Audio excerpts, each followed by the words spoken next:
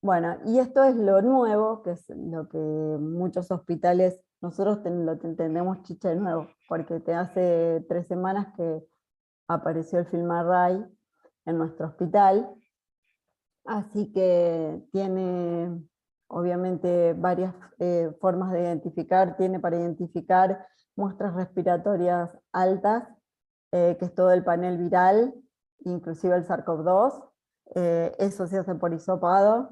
Después tenemos muestras respiratorias bajas, que se hacen por BAL o por aspirados traqueales o por esputo. Tenemos el de meningitis y encefalitis, y está el panel de diarreas. Y hay uno en marcha que todavía no está validado, que es el osteoarticular. Lo que tiene este panel, que detecta en 1 hora el microorganismo causal, que no importa si el paciente recibió o no recibió antibióticos, porque lo que hace es detectar digamos, virus, el genoma, la PCR, entonces no va a haber problemas, y realmente nosotros lo usamos, por ahora lo hemos usado solamente en aparato respiratorio, y hemos tenido en 1 hora la solución al problema. Tiene una sensibilidad, ya les dije, del 94% y de casi el 100% de especificidad. Con respecto a Cryptococcus, no es tan bueno comparado con el cultivo o con el antígeno Raki, ¿no? Entonces, el diagnóstico debe ser precoz, más un tratamiento antibiótico de amplio espectro, y esto básicamente es lo que disminuye la mortalidad. Para no llegar a estos casos, esta foto me salió bastante fea, porque la quise editar, salió bastante fea, pero para no llegar a los casos este es un caso de adultos, donde era una sepsis por un meningococo. Hemos visto realmente muy pocas. Yo, en todos los años que hace que estoy en el hospital, vi 2 y fueron fulminantes. No me las voy a olvidar. Con respecto a las muestras a tomar, bueno, las muestras serán según el lugar que nosotros sospechemos. Hemocultivos siempre.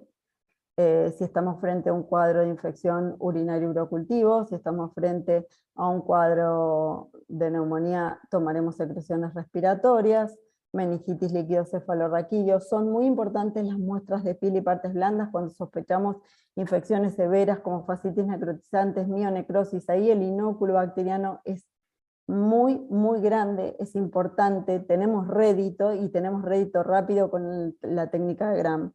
Biopsias quirúrgicas de los tejidos, algunas serologías que por lo general nos dan el diagnóstico, como en el caso de Hanta o leptospirosis, pero que por lo general para otras enfermedades son retrospectivos, nos dan un diagnóstico retrospectivo.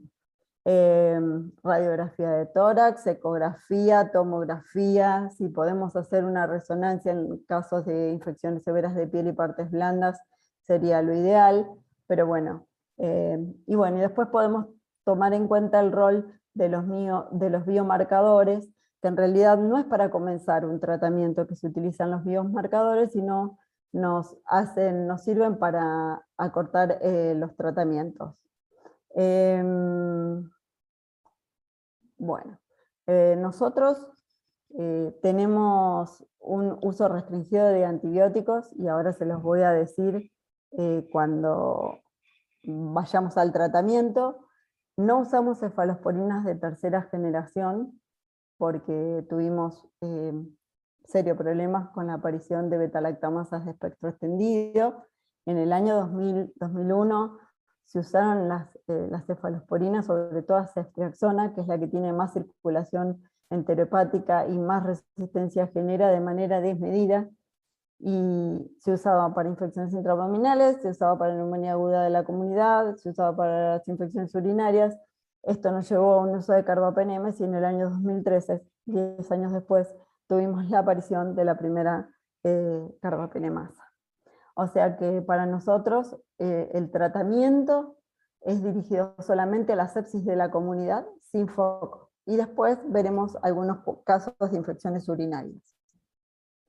¿Qué hay que hacer en la primera hora cuando estamos frente a un cuadro de sepsis o shock séptico? Y esto es la hora 0. el momento en el que nos encontramos con el paciente, le hacemos el quick SOFA, lo sospechamos, lo ponemos en una cama de un shock room y le medimos el lactato, le tomamos los cultivos lo antes posible y le comenzamos el tratamiento antibiótico. Esas 3 cosas se hacen simultáneamente. Luego, bueno, aparecerá ya, esto es algo más del intensivista o del emergentólogo, la rápida administración y el soporte hemodinámico, que va a ser lo que va a mejorar todo el cuadro clínico del paciente, y la aplicación de vasopresores o que no responden a fluidos de resucitación, al volumen, cuando la presión arterial media es menor a 65 milímetros de mercurio. Ahora bien, ¿cuál es el tiempo de tratamiento? Y en esto vamos a hacer un poquito, vamos a detenernos un momentito, porque en realidad este es un trabajo, creo que es del año 2017. Yo tengo un panel acá que me lo tapa y que no lo puedo sacar, no importa. Esto creo que es del año 2017. Sí, dice 2017. Se ve bien. Sí, sí, lo que pasa es que yo tengo justo el panel abajo, entonces me tapan todas las citas. Es un trabajo realizado en pacientes con shock séptico y sepsis en lugares de emergencia, es decir, en servicios de emergencia en Nueva York, durante 2 años, desde el año 2014 al 2016, enrolaron casi 50.000 pacientes de 149 hospitales, y 82% de esos pacientes completó en bundle, que les mostraba hoy, dentro de las 3 horas. La mayor mortalidad hospitalaria se vio en aquellos que recibieron los antibióticos más tardíamente. Yo les dije que esto ya lo había demostrado Kumar en el año 2006, y que por cada hora de retraso aumentaba un 8% a un 10% la mortalidad de los pacientes. En este cuadro se ve perfectamente cómo la mortalidad de los pacientes aumenta exponencialmente cuando se retrasa el tratamiento antibiótico. Así que creo que lo más importante es la administración antibiótica temprana, y es lo que le va a cambiar, y el control de foco, ¿no? Obviamente los antibióticos solos, si tenemos un absceso, si tenemos una infección de partes blandas severas, donde ya repetimos que el inóculo es muy, muy alto, tampoco los antibióticos ejercen todo el efecto, porque esas bacterias, seguramente lo va a explicar mejor la microbióloga, pero se encuentran en estado quiescente. Entonces, al no replicarse, no exponen tanto las PBP, que son el sitio target de acción de los betalactámicos. Entonces hay que tener en cuenta que el control de foco es tan importante como la administración antibiótica. Entonces, para que nos quede bien claro, esto es de la última guía de sepsis del 2021, si la sepsis es definitiva o es probable, todo lo debemos hacer dentro de la primera hora de reconocimiento. Si la sepsis es posible, nos podemos tomar, y no estamos seguros si la causa es infecciosa o no infecciosa, nos podemos tomar 2 horitas más como para determinarlo. Con respecto al tratamiento, el tratamiento debe ser empírico, que obviamente debe ser de amplio espectro, con antibióticos que puedan ser bactericidas o combinación de algún bactericida con un bacteriostático, aunque estos términos desde el punto de vista microbiológico están en desuso, y dependerá de la concentración que cada antibiótico pueda adquirir en el tejido afectado, pero siempre debe ser combinado contra todos los patógenos probables según el foco al que nos estemos enfrentando. Optimizar la administración. En estos pacientes que están en shock, todo su volumen de distribución está alterado, por lo tanto, para conseguir concentraciones adecuadas de manera rápida debemos utilizar las dosis de carga cuando sea posible para los antibióticos que sean posibles, infusiones continuas o extendidas para los antibióticos en los que sea posible darlos de esta forma. Nosotros siempre en pacientes en shock usamos dosis máxima, dosis de carga y infusión continua o extendida.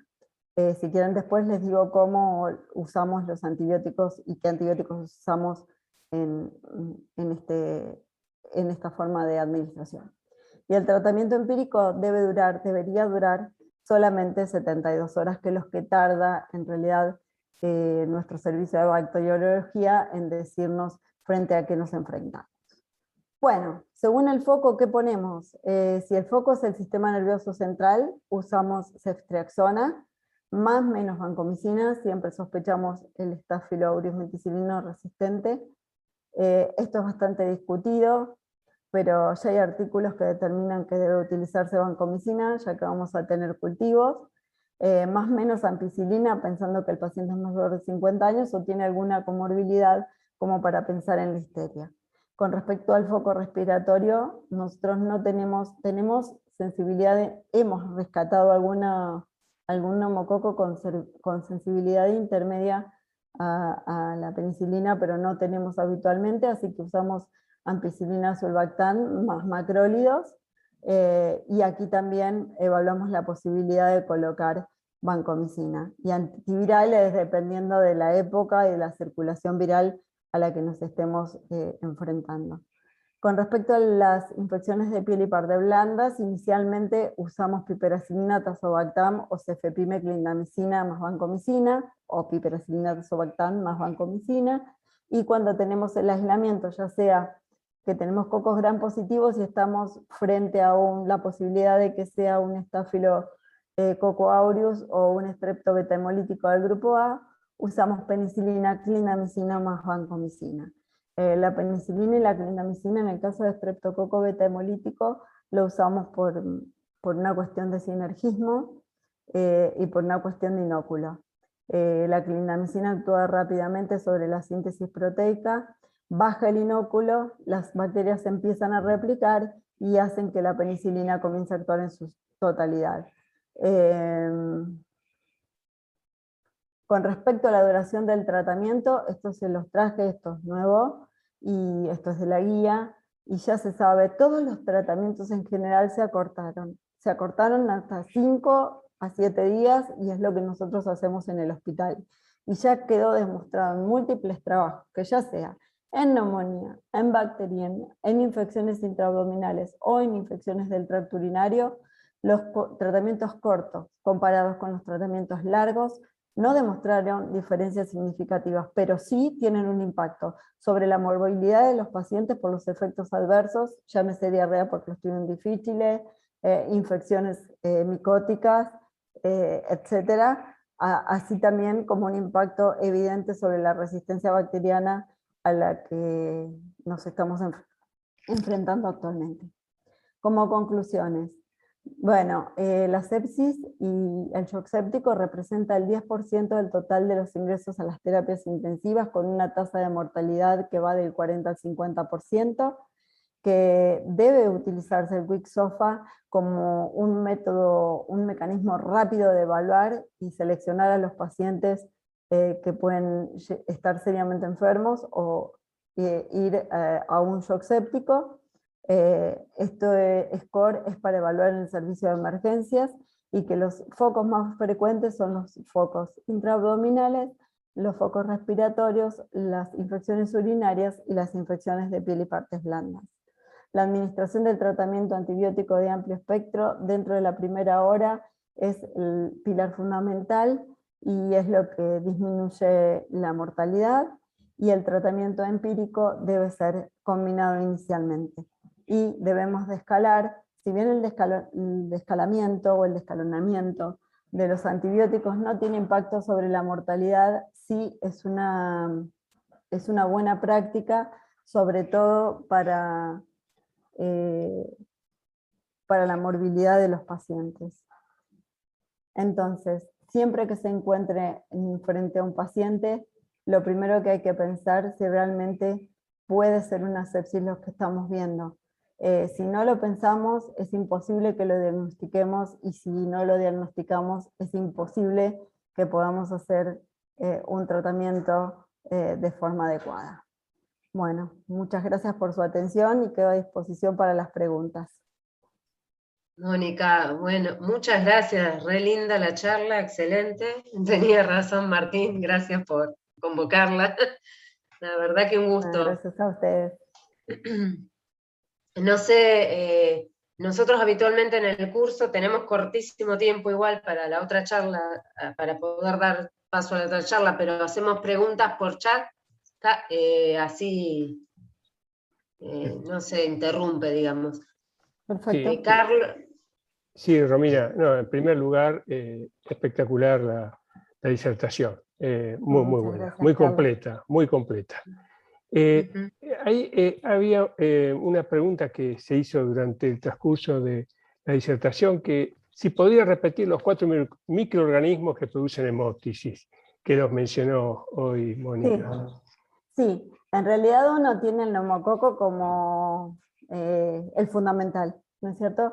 Pero bueno, Staphylococcus aureus produce hemoptisis, tuberculosis produce hemoptisis y la leptospirosis. Hemos visto muchos cuadros de leptospirosis con neumonías graves de la comunidad con hemoptisis serias. En realidad los pacientes que presentan leptospirosis pulmonar no presentan los otros síntomas, no presentan plaquetopenia, no presentan tanto compromiso.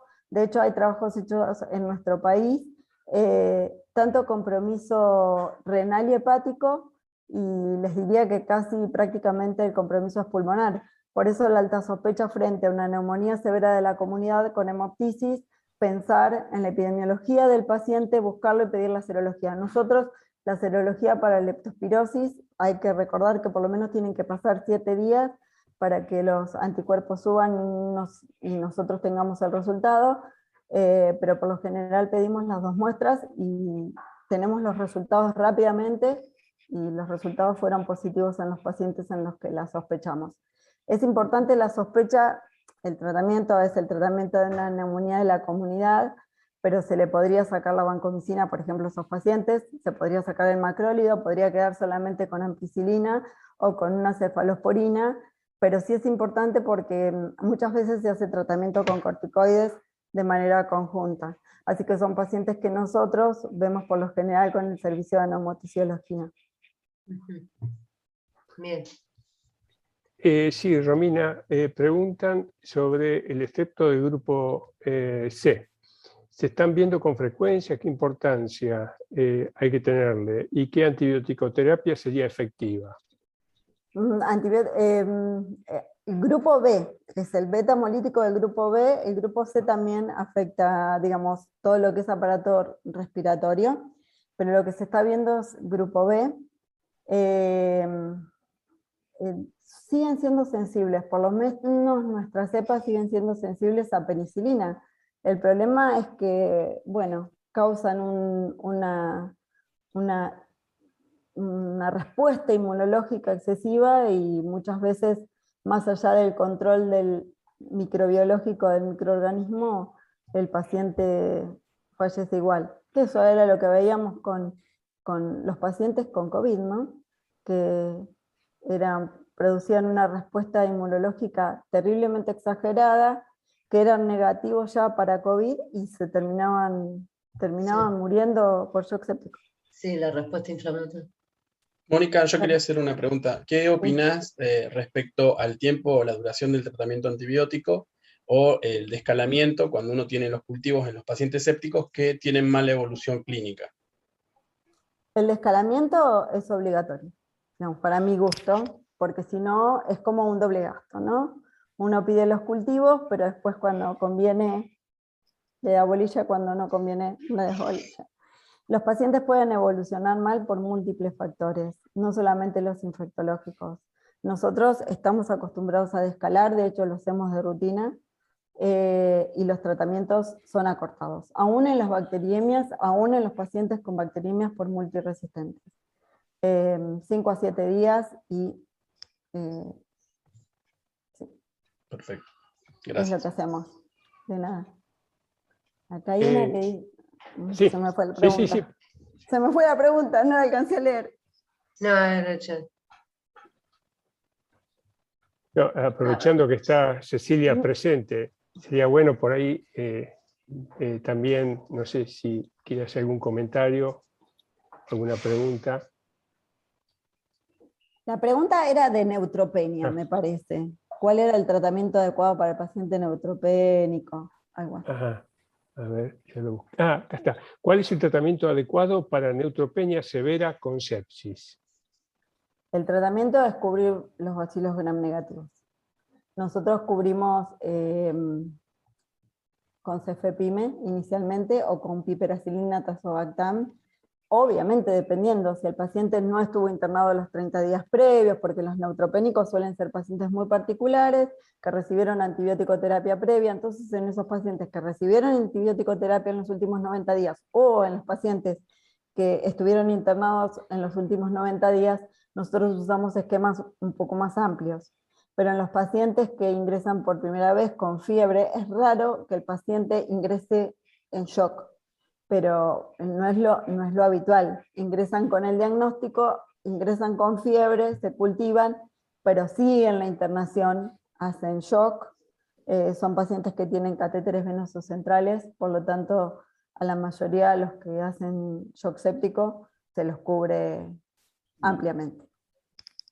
Se le pone vancomicina y además le ponemos colistin nosotros, porque tenemos un problema con el Acinetobacter en todo el hospital, no solamente en las áreas críticas. Sí, dio una charla muy linda el miércoles pasado, Martín, sobre neutropenia. Tal vez el problema es iniciar rápidamente el tratamiento antibiótico y perder el menos tiempo posible en este tipo de pacientes. Sí. Sí, porque la mortalidad es altísima. Esto, si hay algo que vale lo del tiempo, es en estos pacientes, ¿no? Pegar duro, fuerte y de entrada, decían antes. Yo quería hacer un comentario respecto a los esquemas antibióticos, que bueno, como vos decías, Mónica, se van adecuando los esquemas y la elección de los esquemas a lo que es la microbiología local, incluso a veces entre diferentes hospitales o dentro de un hospital entre diferentes unidades,